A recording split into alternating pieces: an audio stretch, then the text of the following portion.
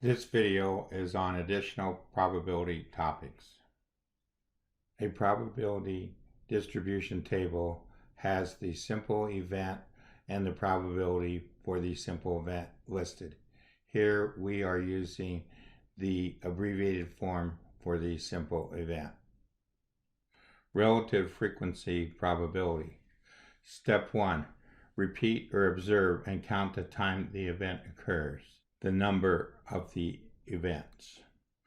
Estimate the probability event using that the probability of the event is equal to the number of event over the number of observation. An example of a relative frequency probability is if we repeat the coin toss twice 100 times and we compare this with the above theoretical. Is the coin fair? 0 tails comes up 27 times. 1 tail comes up 48 times, and 2 tails come up 25 times. So the probability of the 27 times is 27 over 100.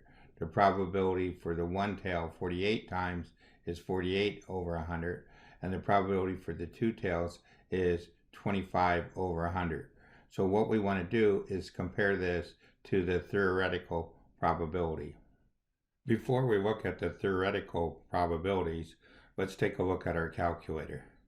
So the 27 over 100 turns out to be 0.27, 48 over 100, 0.48, and 25 over 100, 0.25. These calculations are pretty simple, and we could have done these easily without our calculator. The theoretical probability for 0 tails would be head-head, which would be 1 over 4. The probability for 1 tail would be head-tail, tail-head, 2 over 4, which reduces to 1/2. And the probability for 2 tails would be 1 over 4.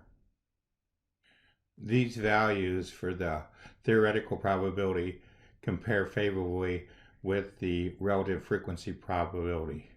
0.27 is approximately 0.25, 0.48 is approximately 50, and 0.25 is 0.25. Therefore, the relative frequency is approximately the same as the theoretical, so our coin is fair. This ends our video on additional topics.